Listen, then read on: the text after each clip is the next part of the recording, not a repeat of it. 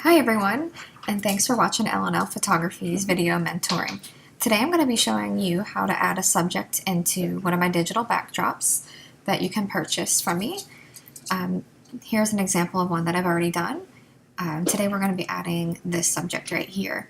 So what I did is I just grabbed my lasso tool and just traced around. I didn't do a real neat job, but that's okay. And then you're going to go up to Edit, and you're going to go to Copy or Command C. Just go back to your picture, go back to Edit, back to Edit and Paste or Command V. Okay, I'm going to move him over to the side, about right here, and then Command T and hit Shift while you shrink this down. I say right about there, and then apply your transformation. Okay, and then on this layer where your subject is, you're going to add a layer mask, and then just simply paint off where the background is from the other image. I'm just going to do this real sloppy and quickly right now. If this were going to be my real edit, I wouldn't do that.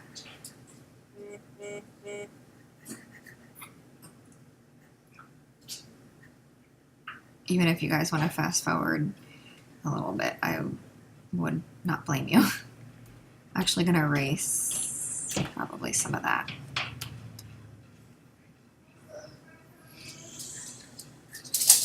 And it's okay, I messed up a little bit, but you can just use your white paintbrush to paint back on. Like I said, I'm really doing a really sloppy job. Normally I would zoom in really close, and when you go around the head, you can actually, what I found helpful is grab your a harder brush and then zoom in.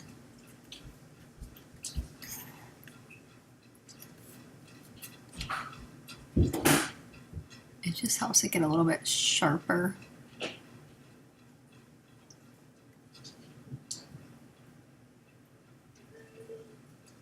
To be really careful once you get to the face. It can be pretty tedious to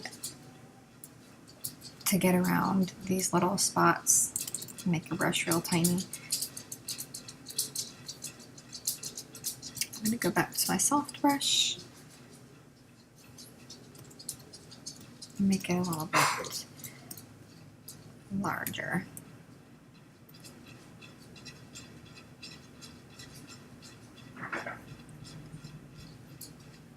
So I'm gonna leave this kind of sloppy so I can just show you how to kind of blend your image in the photo. And I would suggest the photo that you choose for your composite, I wouldn't pick one that's in, bright sunlight where there's shadows all over them, because it just wouldn't match the picture. If you see on this particular picture, the light was hitting him from this side and that you see the sunlight coming in from that side, so it just makes sense. So you may have to find an image with similar tones. They don't have to be exact or anything. So this is the kind of the trickier part, is once you get down to the feet, you can probably just erase off here, and then I'm going to paint back on.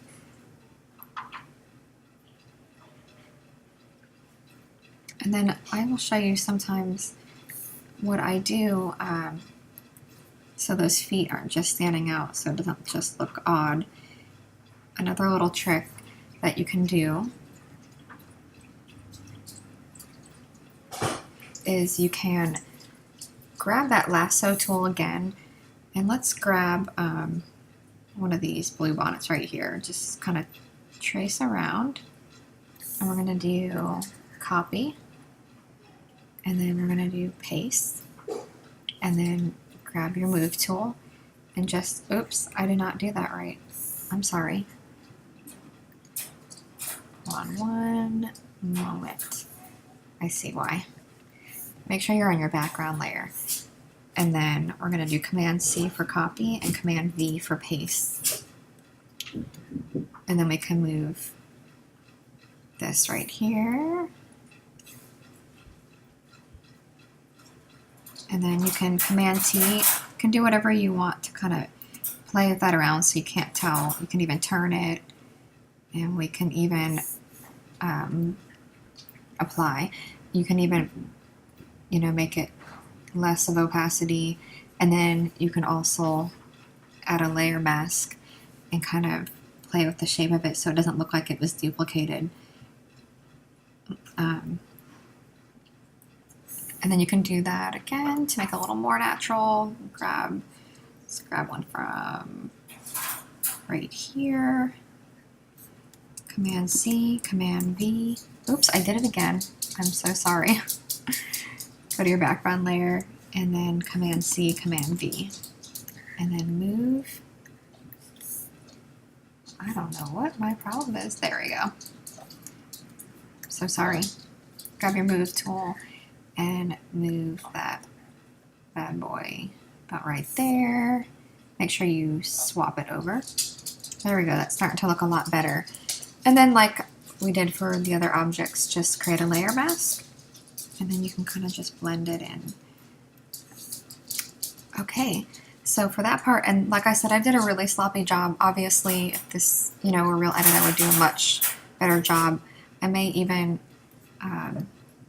pull him down. There we go, a little bit. That looks good. And then now as far as shadowing and all that goes, at this point I'm just going to merge the layers. And we are going to go to curves. And you're going to pick your hand right here. And we are going to pick the lightest color. And you're going to move that up. And then we're going to do Command I, or inverting it. Okay, and then we are going to go make another, and actually let's name this Dodge. And then go to curves again. Get your little hand. And then click on the darkest. And then just drag that down. Command I, again, to invert. And double click this layer, and we're going to name this Burn. And what we're going to do is we're going to create some shadows and some light areas on our subject so it looks believable. So he's a little bright compared to the picture, so I'm going to go with my Burn tool on a soft brush, bring down the opacity.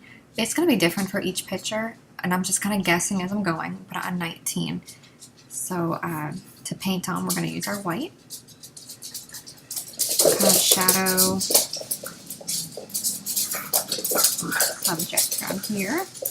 Now my dogs are fighting, sorry. Shadow right here. And then let's go to our Dodge. If you wanted to make it a little bit lighter, maybe on his face right here, kind of tap.